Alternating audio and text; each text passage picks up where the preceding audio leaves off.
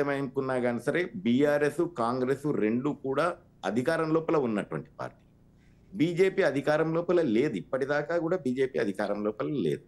కాబట్టి కానీ బీజేపీలో కూడా ఈ ఇంత ఇప్పటి వరకు కూడా క్యాండిడేట్ ఉంటారా, అసలు మొత్తం పోటీ చేస్తారా, అసలు దొరుకుతారా వీళ్ళకు అనేటువంటి దగ్గర నుంచి గమనిస్తే బీజేపీ లోపల కూడా ఒక పోటీ అనేటువంటిది వచ్చేసింది. ఎందుకంటే రాజకీయ పార్టీ కాబట్టి ఖచ్చితంగా ఉంటుంది. అయితే ఇక్కడ మనం చూడాల్సింది ఏమనంటే వ్యక్తులు అవతలికి యువతలకి మారుతుంటారు, పార్టీలకు మారుతుంటారు అనేటువంటిది వాళ్ళకు ఉన్నటువంటి రాజకీయ వ్యక్తిగతమైనటువంటి స్వేచ్ఛ. తప్పదు, అది వాళ్ళు అధికారం కావాలనుకుంటారు. ఎందుకంటే ప్రజాస్వామ్యం లోపల వాళ్ళు సమాజం లోపల వాళ్ళు ఉన్నారు, వాళ్ళు పనిచేసిండ్రు కాబట్టి నేను అధికారం లోపల ఉండాలని ఏ రాజకీయ పార్టీలో ఉన్నటువంటి వ్యక్తి అయినా కానీ సరే అనుకోవడం అనేటువంటిది అది వ్యక్తిగత రాజకీయ వ్యక్తిగత స్వేచ్ఛ. అందుకొరకు తనకు టికెట్ రాకపోతే ఇంకో పార్టీ నుంచి వెళ్ళి టికెట్ తీసుకొని నేను గెలవాలి అనేటువంటిది వాళ్ళకు ఉన్నటువంటి స్వాతంత్రం. అది ప్రజాస్వామిక స్వాతంత్రం, దాన్ని ఎవరూ కాదనలేదు. అది ఏ పార్టీలకు లోపలైనా కానీ అది జరుగుతూ వస్తున్నటువంటి అంశం. ఎందుకొరకంటే ప్రతి పార్టీ కూడా అవతల గెలిచినటువంటి వాళ్ళని తీసుకున్నటువంటి, దీంట్లో ఏ పార్టీ కూడా దీనికి అతీతమైనటువంటిది కాదు. అందుకొరకు మాట్లాడుతుంటారు, వాళ్ళు దీంట్లో నుంచి వస్తున్నారు, వాళ్ళు దీంట్లో నుంచి వస్తున్నారు అనేటువంటిది మాట్లాడుతూ ఉంటారు. మమ్మల్ని మా పార్టీలో గెలిచిన వాళ్ళను మీరు తీసుకున్నారని అనుకుంటారు. అన్ని పార్టీలు చేసినాయి ఆ పని. అందుకొరకు అది సహజమైన అంశం. ఆ పార్టీలు మాట్లాడడం అనేటువంటిది కూడా అది కరెక్టే, దాన్ని ఏమనలేము. ఎందుకొరకంటే వాళ్ళు మాట్లాడుతుంటారు. అది కానీ ప్రజలు గమనిస్తూనే ఉంటారు. అన్ని పార్టీలు ఆ పని చేసినాయి, ఏ పార్టీలు కూడా దీనికి అతీతమైనటువంటిది కాదు. అయితే ఇక్కడ చూస్తే త్రిముఖమైనటువంటి పోటీ, బహుకుమ్మక పోటీ నుంచి త్రిముఖ పోటీకి వచ్చేసినటువంటి వాతావరణం తెలంగాణ రాజకీయాల లోపల.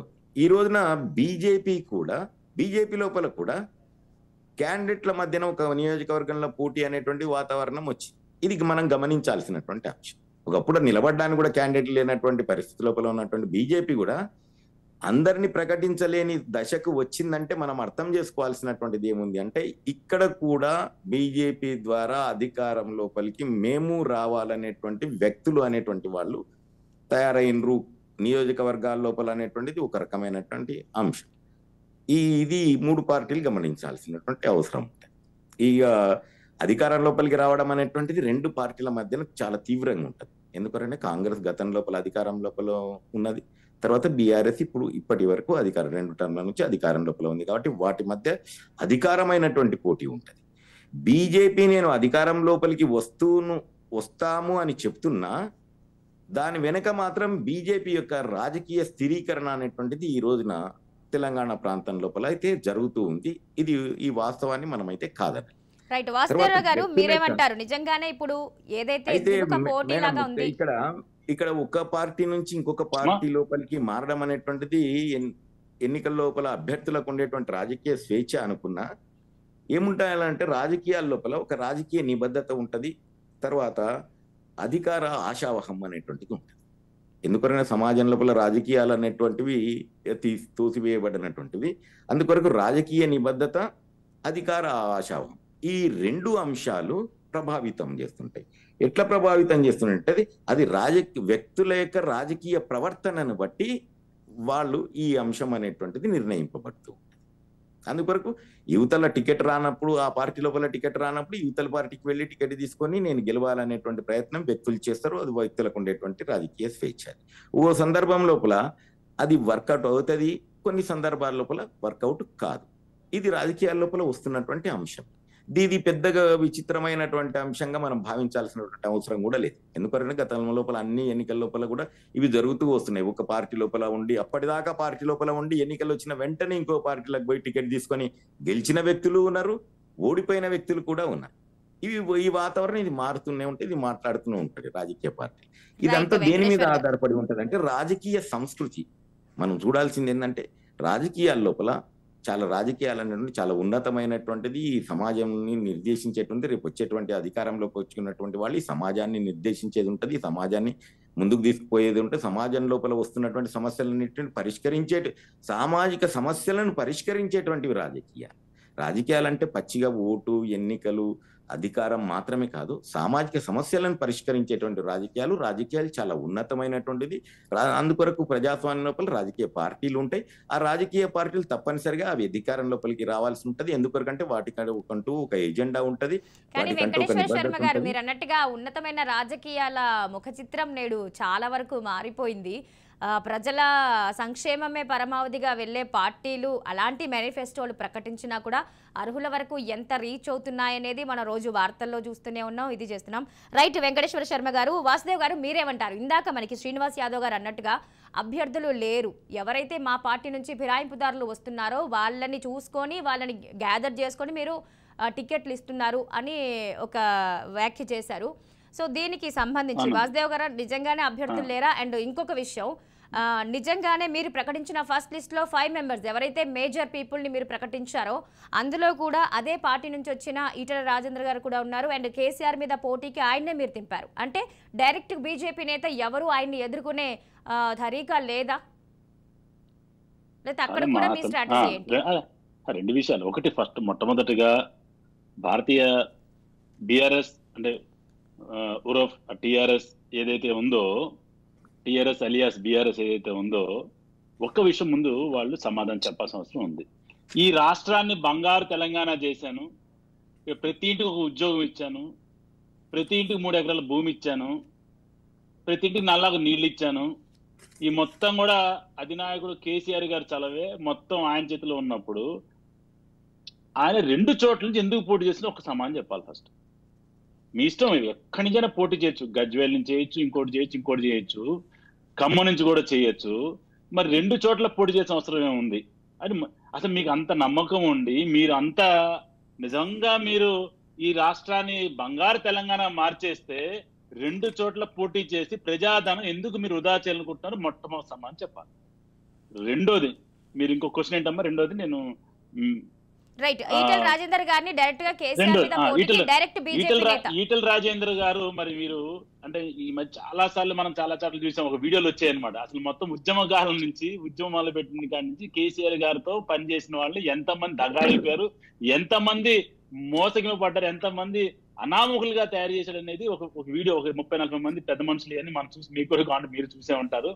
మరి ఉద్యమ కాలం నుంచి ఉద్యమాన్ని నడుపుతూ కేసీఆర్ గారు తోడుగా నీడుగా ఉన్న ఈటెల గారిని ఒక రోజు పొద్దునే ఒక ఆరోపణ చేసి సాయంత్రానికి క్లోజ్ చేశారు. ఈ భూమి మీద ఒక ఎంక్వైరీ అంటే ఒక ఆరోపణ పొద్దునకు వచ్చి సాయంత్రానికి ఎంక్వైరీ పూర్తి చేసిన ఘనత ఏదైనా ఉందంటే కేసీఆర్దే.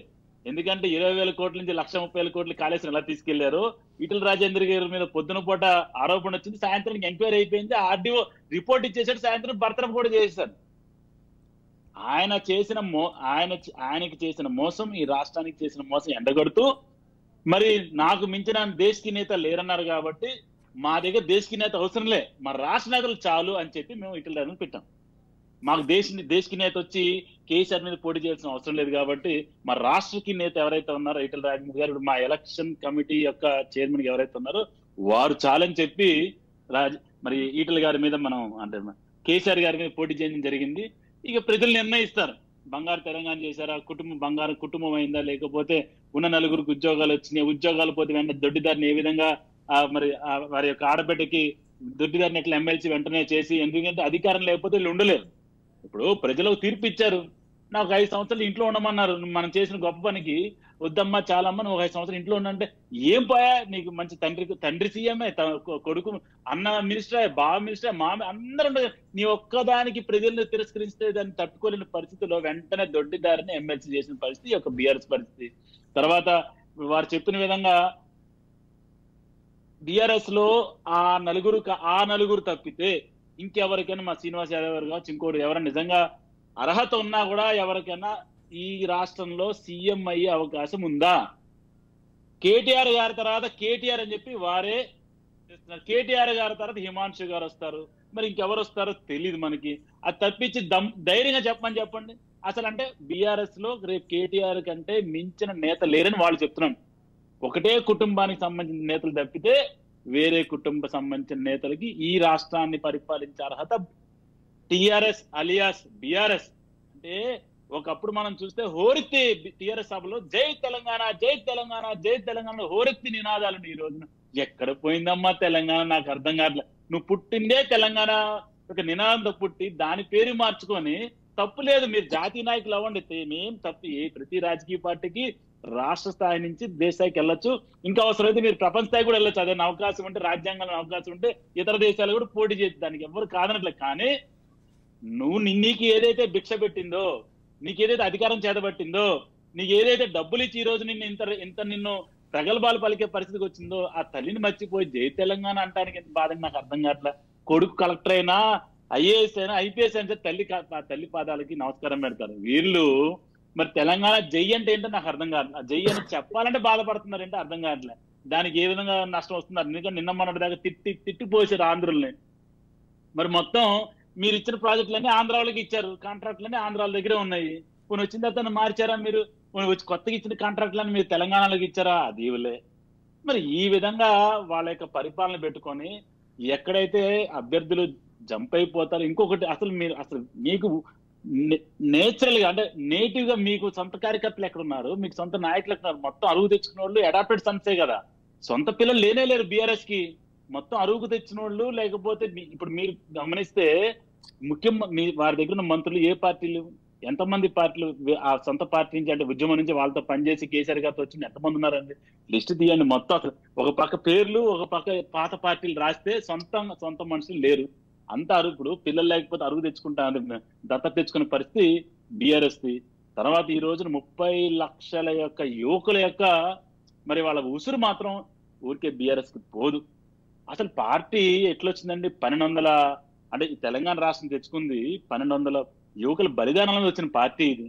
కనీసంగా మరి ఆ 1200 మందికి ఏం చేశారు? ఆ కుటుంబాలకి ఏం చేశారు చెప్పాలి. కనీసం 1200 మందికి ఉద్యోగాలు ఇచ్చారా మీరు? ఆ కుటుంబాలు ఉద్యోగాలు ఇచ్చారు చెప్పండి. అరే ఒకే ఒక్క విషయం చెప్తానమ్మా నేను. ఒక డబుల్ బెడ్రూమ్ అని చెప్పి ఊదర కొట్టేసేసి 5,70,000 డబుల్ బెడ్రూమ్ ఇల్లు కడతా అని చెప్పి కట్టింది 1,93,000. ఇది గత సంవత్సరం డిసెంబర్ కి 1,93,000 ఇల్లు కట్టారు. అది నేను చెప్పే సొంత నెంబర్లు కావాలి. ఆర్టీ అప్లికేషన్ ద్వారా ఈ తెలంగాణ రాష్ట్ర ప్రభుత్వం నాకు ఇచ్చి నా దగ్గర సంతకం పెట్టి అఫీషియల్ గా ఉంది. దాంట్లో కూడా ఇది ఎప్పటికీ నేను చెప్పి లాస్ట్ ఇయర్ నవంబర్ లో నేను తెచ్చుకున్నాను, అక్టోబర్ డేట్ ఇది ఇచ్చారు.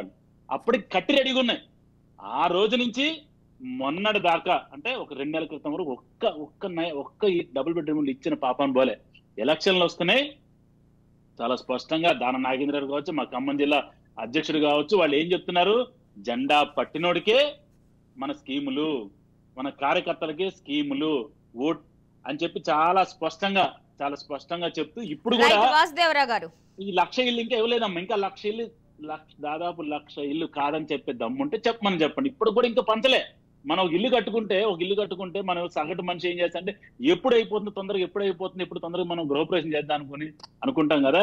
1,00,000 ఇళ్ళు ఈ రోజు కట్టి అట్లా దుర్మార్గంగా ప్రజల సొమ్ముని అట్లా పెట్టి దాన్ని ఎరగేసి దాన్ని మరి బ్లాక్ మెయిల్ చేస్తూ కార్యకర్తలు నాకు రైట్ వాసుదేవ్ గారు, శ్రీనివాస్ యాదవ్ గారు ఏం చెప్తారు? మీరు చేసిన సంక్షేమమే మమ్మల్ని గెలిపిస్తుంది అని ముందుగా మీరు అభ్యర్థుల్ని ప్రకటించి ఊదరగొడుతూ ముందుకు వెళ్ళిపోతున్నారు. సీనియర్స్ కొంతమంది మీ పార్టీలోకి రావటం కూడా మీకు ఒక ప్లస్ అవుతున్నా కూడా ఏదైతే ఈ సంక్షేమాల్లో ఉన్న లోటుపాట్లనే మా ప్రచార ఎజెండా అంటూ ప్రతిపక్షాలు దూసుకెళ్లే ప్రయత్నం చేస్తున్నాయి. దీనికి మీ సమాధానం ఏంటి? చూడండి, వాసుదేవరావు గారు చెప్పినట్టుగా నేను దాంతో విభేదిస్తున్నాను. మా పార్టీ ముందుగా అతను మాట్లాడిన దానికి కూడా సమాధానాలు చెప్పిన తర్వాత నేను మళ్ళీ మీ ప్రశ్నకు జవాబు చెప్తాను మేడం. ఒకటి, వాసుదేవరావు గారు చెప్పినట్టుగా మాది ఖచ్చితంగా ఉద్యమ పార్టీ. మా పార్టీలో వేరే పార్టీ వాళ్ళు రావచ్చు, కానీ కేసీఆర్ గారి నాయకత్వంలో 2001 నుంచి ఎవరైతే ఉద్యమం చేసిండ్రో, ఎవరైతే పార్టీని నమ్ముకొని బతికిండ్రో, ఎవరైతే పార్టీ జెండా మూసిండ్రో వాళ్ళకే పెద్దపీట వేసిన కేసీఆర్ గారి నాయకత్వంలో చిన్న ఏజ్ ఉన్నటువంటి నాయకులు కూడా ఎంతో మంది ఎమ్మెల్యేలు అయినరు. బొంతు రామ్మోహన్ కావచ్చు, బాల్క సుమన్ కావచ్చు, గాదారి కిషోర్ కావచ్చు, గెల్లు సీన్ కావచ్చు, అంజనేయులు గౌడ్ కావచ్చు. ఈ విధంగా చిన్న దాదాపుగా 25 సంవత్సరాలలోనే పెద్ద పదవులు అధిరోహించినటువంటి వ్యక్తులు ఉన్నారు. వలసలు వచ్చినటువంటి వాళ్ళు కొంతమంది ఉండొచ్చు, వేరే పార్టీ వచ్చినటువంటి కొంతమంది ఉండొచ్చు, కానీ మా పార్టీలో ఎదిగి వదిలినటువంటి నాయకులు అయినటువంటి వాళ్ళు కూడా చాలా మంది ఉన్నారని వాసుదేవరావు గుర్తుపెట్టుకోవాలి. అదేవిధంగా మేము ఏదైతే తెలంగాణ రాష్ట్రాన్ని సాధించి బంగారు తెలంగాణ రాష్ట్రం చేస్తామన్నామో 100కి 100 పాళ్ళు తెలంగాణ రాష్ట్రం సుభిక్షంగా ఉంది, బంగారు తెలంగాణ అయ్యింది కాబట్టే 2014లో ఇచ్చినటువంటి కాంగ్రెస్ పార్టీని నమ్మకం లేదు కాబట్టి కేసీఆర్ గారు ఉద్యమ నాయకుడు, అతని చేతిలో అయితేనే తెలంగాణ రాష్ట్రం బాగుపడుతుందని అప్పుడు 60 సీట్లకు పైగా ఇచ్చి అధికారం ఇస్తే మేం చేసినటువంటి అభివృద్ధి, మేం చేసినటువంటి సంక్షేమ పథకాల ఫలితంగానే 2018లో దాదాపుగా 88 సీట్లతోని రెండోసారి అధికారంలోకి ఇచ్చారు.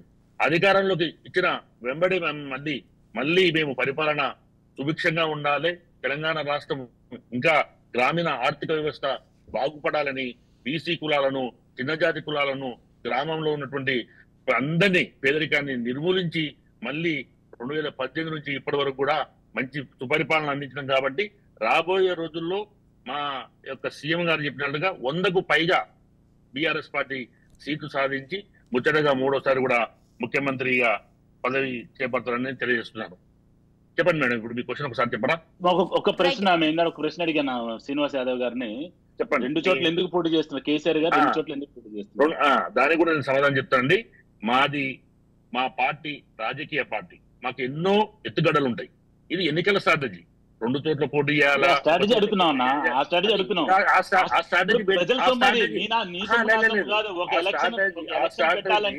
ప్రజల సొమ్ము ఖర్చు చేస్తున్నారు, ఎందుకు పెడుతున్నారు?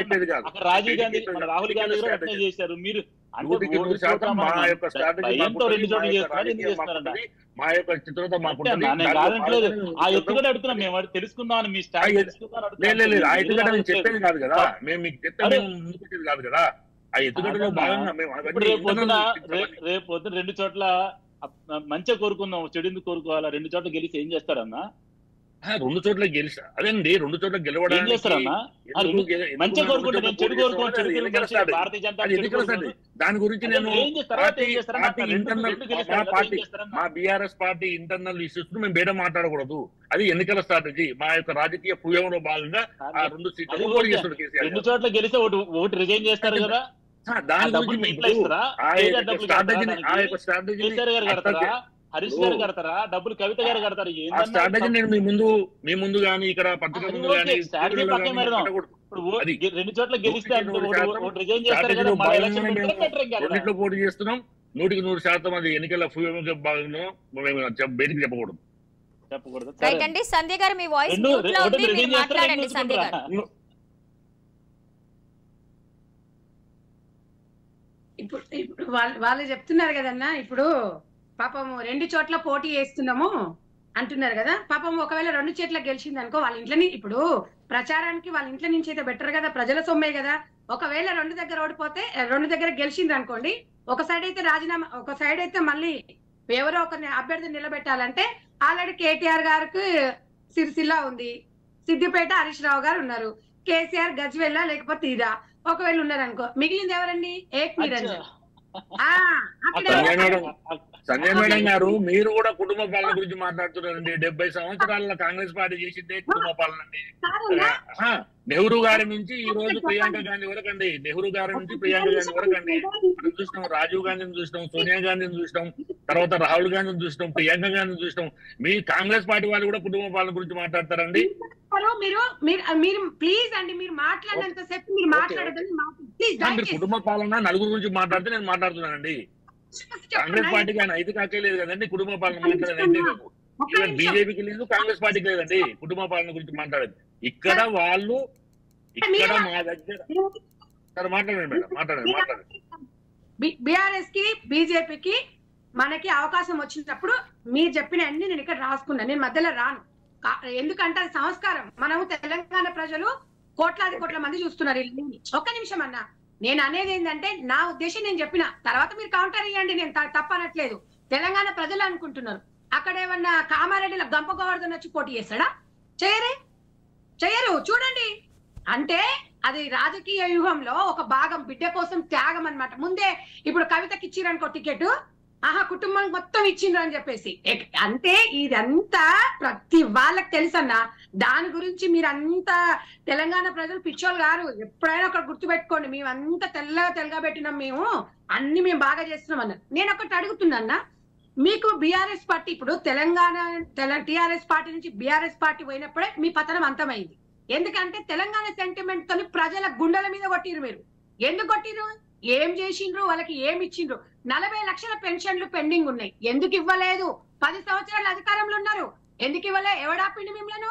ఇలా రేషన్ కార్డులు రేషన్ లెక్క సంవత్సరం అవుతుంది, రేషన్ కార్డులు ఎందుకు ఇవ్వలేదు? 60 లక్షల రేషన్ కార్డులు ఎందుకు పెండింగ్ పెట్టి? ఎవడాపిండి మిమ్మల్ని? ఎవరాపి? ఇలా కేంద్రం నుంచి వచ్చిన 5 కిలోల బియ్యం తప్ప మీరు తెలంగాణ రాష్ట్రంలో మీరేమన్నా ఇస్తున్నారా ప్రజలకు? ఏం ఎలగబెడతామని తెలంగాణ పిల్లలకు ఉద్యోగాలు నీళ్లు నియామకాలు అన్నారు, మరి ఏం ఎలగబెట్టిరని ఉద్యోగాలు ఎవరికి ఇవ్వకుండా మళ్ళీ 10 సంవత్సరాలు మీకు అవకాశం ఇచ్చిరు, మళ్ళీ ఎలగబెడతారని గ్యారంటీ అయింది. దేనికోసం మీకు ఓటేయాలి తెలంగాణ ప్రజలు? ఇవన్నీ ఏంటంటే ఇలా ఉద్యోగస్తులు నమ్ముకుంటే వాళ్ళకి పిఆర్సీ ఇవ్వడానికి కూడా మీకు అంత ఇబ్బంది అవుతుంది. ఎవరు తెలంగాణ రాష్ట్రంలో నలుగురు తప్ప ఎవరు స్వేచ్ఛగా ఉన్నారన్నా? ఎవరు స్వేచ్ఛగా ఉన్నారు అది చెప్పాలి మాకు. బ్రహ్మాండ మీరే డబ్బా కొట్టుకుంటారా? సొంతం డబ్బా కొట్టుకోవడం కాదు. కాంగ్రెస్ పార్టీకి ఎందుకు వేయాలంటే మీరు ఒకటి, ఉమ్మడి ఆంధ్రప్రదేశ్ ఉన్నప్పుడు స్వయాన నిరుద్యోగ పిల్లలు అంటున్నారు. ఉమ్మడి ఆంధ్రప్రదేశ్ ఉన్నప్పుడే మాకు 120 మార్కులు వచ్చినప్పుడే ఉద్యోగాలు వచ్చినాయి, మా దళిద్రం తెలంగాణ వచ్చినాక ఇట్లుందన్నారు. ఆ అమ్మాయిలు ఆ ముసలోళ్ళు ఏమంటున్నారు? మా పోరలు 10 చదివితేనే మాకు ఉద్యోగాలు వస్తాయి అనుకున్నా కానీ మా పిల్లలు ఇవాళ 30 ఏళ్ళు ఏజ్ బార్ అయిపోయి నోటిఫికేషన్ లేస్తాడు, ఆయన కేసులు వేపిస్తాడని ముసలోళ్ళు అంటున్నారు. ఇలా ఎవరు బంగారు తెలంగాణ అన్నా? ఇలా బీఆర్ఎస్ సరే మీరు జాతీయ పార్టీలకు వెళ్తే మాకేం అభ్యంతరం లేదు, మీ ఇష్టం. కానీ టీఆర్ఎస్ సెంటిమెంట్ తోని 2018లో చంద్రబాబు గారు కాంగ్రెస్ తో కలిసి ఇది ఆగమైపోతుందని ఇట్లా చేసి తెలంగాణ ప్రజలు 20 సంవత్సరాల నుంచి మోసం చేసిరు కేసీఆర్ గారు. ఇలా కేసీఆర్ గారు పెండింగ్ ఉంది, ఎవరు అడ్డం ఉన్నారు? మీరే అన్నారు 88 సీట్లు మాకున్నాయి అన్నారు. మీకు బ్రహ్మాండమైన మెజార్టీ తెలంగాణ ప్రజలు ఇచ్చినప్పుడు వాళ్ళకి ఎందుకు అన్యాయం చేసిండ్రు? వాళ్ళకి ఎందుకు అనుకున్నాయని ఎందుకు సాధించలేదు? నేను ఒకటి అడుగుతున్నానన్నా, మీరు తెలంగాణ సెంటిమెంట్ తోని మేము చాలా మంది తెలంగాణ ఉద్యమంలో పాల్గొన్న వాళ్ళకి పోస్టులు అన్నారు, ఎవరికి పోస్టులు ఇచ్చిండ్రు? ఇలా విద్యాశాఖ మంత్రి ఎవరండి? ఏ పార్టీ నుంచి వచ్చిందండి? ఇవన్నీ మీరు అనాలిసిస్ చేసుకోవాలన్నా, మేము అనేది కాదు. ఎందుకంటే పద్మా దేవేందర్ రెడ్డి ఉంది, సునీత గారు, చాలా మంది ఉన్నారు. మీ పార్టీ వాళ్ళకి ఎందుకు మినిస్టర్ల పదవులు ఇవ్వలేదు? ఎరేస్తారు, బొక్కకి ఎరేసినట్టు 100 కోట్లు వేస్తారు, ఇది రండి అంటారు. ఇది కాదన్న ప్రజాస్వామ్యంలో గెలిచిన తర్వాత ఓటమి అనేది సహజము. మనం ఏదున్నా ప్రజల పక్షాన ఉండాలి. ఎందుకు మీకు తెలంగాణ ప్రజలు ఓటేయాలి?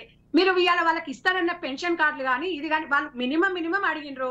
ఇవాళ 10 సంవత్సరాల అధికారంలో ఉన్నారు కదా, గ్యాస్ సిలిండర్ మాది 1100-1200 వరకు ఎందుకు పోయింది? ఇవాళ 400కి ఎక్కిస్తారు మీరు అనేది ప్రజల అభిప్రాయం ఉంది. ఇప్పుడు మేమన్నది తెలంగాణ ఇచ్చిన తర్వాత మేము అధికారంలో లేము. తెలంగాణ రాష్ట్రం వచ్చిన తర్వాత మిగులు బడ్జెట్ తో ఇచ్చిన రాష్ట్రాన్ని ఎన్ని వేల కోట్ల అప్పులు చేసిండ్రన్నా?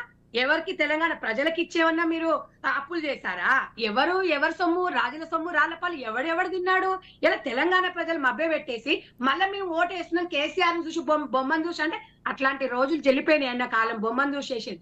ఇంకొకటి మీరు అన్నారు చూడండి, తెలంగాణ ఇచ్చిన తర్వాత కేసీఆర్ పట్టం ఇచ్చిరంటే అది కేసీఆర్ క్రెడిట్ కాదు. ఇలా కోదండరామ్ గారు కూడా చేశారు కదా ఉద్యమాలు. ఇలా కోదండరామ్ తో పాటు ఉద్యోగస్తులు పెద్ద పాత్ర. ఎంత పెద్ద పాత్ర అంటే మహిళలది వంట వార్పు కాదు, ఇలా అందరం కలిసి సాధించుకున్నది కేసీఆర్ గారి పార్టీ. తెలంగాణ కోసం పుట్టింది అని చెప్పేసి ఒక అవకాశం ఇద్దామని 60 సంవత్సరాలు మొలికి ఉద్యమం అప్పటి కళ. అదేదో మీకు మీ కుటుంబానికి కాదు, అది ఒక్కటి గుర్తు పెట్టుకోవాలి. మీరు ఇన్ని మాట్లాడుతున్నారు కదా, ఇంత చేస్తున్నారు, ఎవరికి ప్రజలు ఎవరు హ్యాపీగా ఉన్నారు? మీ పార్టీలో నుంచి మీ తెలంగాణ వ్యతిరేకస్తులను మొత్తం టీడీపీ వాళ్ళని మీ దాంట్లో కలుపుకున్నారు. నేను ఒక్కటి 10 సార్లు 100 సార్లు ఇంకా 1000 సార్లు అడిగినా చెప్తా, శంకరమ్మకి ఎందుకు ఇవ్వలేదు అనేది. ఈరోజు శంకరమ్మ చేసిన తప్పేంటి? వాళ్ళ కొడుకును అంటే బలిదానం ఇచ్చి పాపం ఇలా ఆమె ఆత్మ ఎంత బాధపడుతుంది? అది మరి బిడ్డకు 7 మంది ఎంపీలలో ఓడిపోతే మరి 5 మందికి పక్కన పెట్టేసి ఒక ఆయనకేమో ఇంకా ప్రభుత్వం ఏదో ఆయనకి ఏదో కట్టబెట్టింది, మరి కవితకేమో ఎమ్మెల్సీ ఇచ్చింది. అంటే మీకు పదవి లేకపోతే బతకలేరా? గతంలో మన చరిత్ర ఏందన్నా? మన చరిత్ర ఏంది? బీఆర్ఎస్ పార్టీలో ఉన్న ఎమ్మెల్యేల చరిత్ర ఏంది? ఇప్పుడేంది? ప్రజలకి ఇంకేం చేస్తారు అనేది.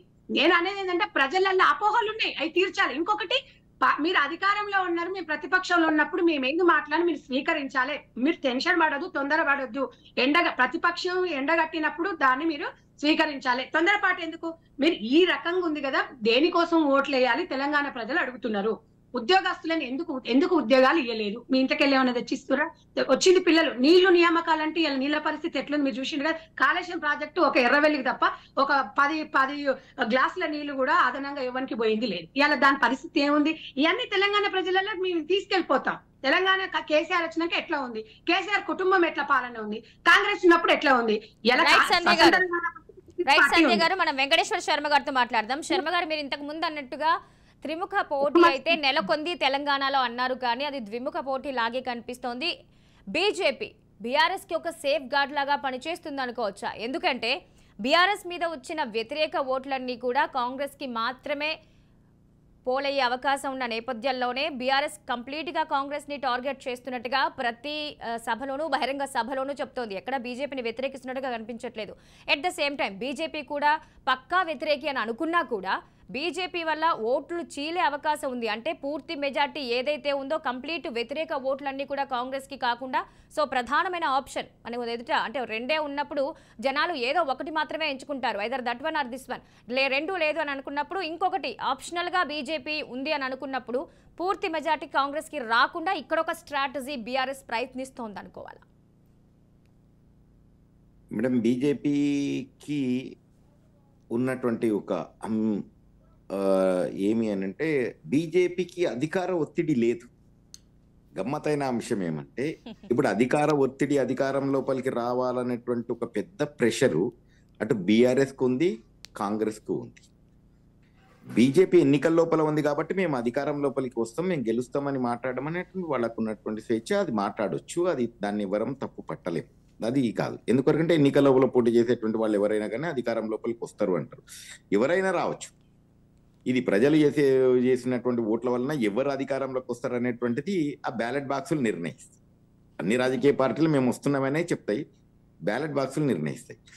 అయితే ఇప్పుడున్నటువంటి వాతావరణం లోపల మనం కనపడుతున్నటువంటిది అంశం ఏమంటే అధికార ఒత్తిడి బీజేపీకి లేదు.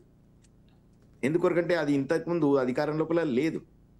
ఇప్పుడు ఉన్నటువంటిది కాంగ్రెస్ పార్టీ ఉన్నది, బీఆర్ఎస్ పార్టీ ఉంది కాబట్టి అది అధికారం లోపలికి రావాలని చెప్పి చాలా దాని మీద చాలా ప్రెషర్ ఉంటుంది, ఆ పార్టీ మీద, తర్వాత అధినాయకత్వం మీద. కానీ బీజేపీ చెప్తూ ఉన్నా కానీ సరే బీజేపీ మాత్రం అధికార ఒత్తిడి లేదు. ఎన్నికల లోపల పాల్గొనడం వలన బీజేపీకి ఉన్నటువంటి ఒక స్ట్రాటజీ ఏమంటే ఈ ఎన్నికల ద్వారా బీజేపీ రాజకీయ స్థిరీకరణ అనేటువంటి జరిగిపోతుంది. దీనికి అధికార ఒత్తిడి అయితే లేదు, పైకి మాత్రం ఉంటుంది. మేము ఇప్పుడు వాళ్ళు మా అధికారం లోపలికి రావాలి, ఎట్టి పరిస్థితుల లోపల మేము తెలంగాణ లోపల అధికారం లోపలికి రావాలి అన్నంత ప్రెషర్ మాత్రం బీజేపీకి లేదు. మేము గెలుస్తాము, అధికారం లోపలికి వస్తాము అని చెప్పడం వేరు. ఎట్టి పరిస్థితుల లోపలైనా కానీ సరే అధికారం లోపలికి మేము రావాల్సిందే, ఈసారి మాకు అధికారం హస్తగతం చేసుకోవాల్సిందే అనేటువంటిది బీజేపీకి ఉంది అని మనం అనుకోవాల్సిన అవసరం లేదు. ఎందుకంటే అధికారం లోపలికి రాలేదు, అది ఇంత గతం లోపల లేదు. రేపు ఎన్ని సీట్లు గెలుచుకున్నా దానికి ప్లస్ అయిపోతుంది. అది అందుకొరకు నేను అన్నాము, రాజకీయ స్థిరీకరణ అనేటువంటిది ఈ ఎన్నికల ద్వారా బీజేపీకి జరిగిపోతుంది.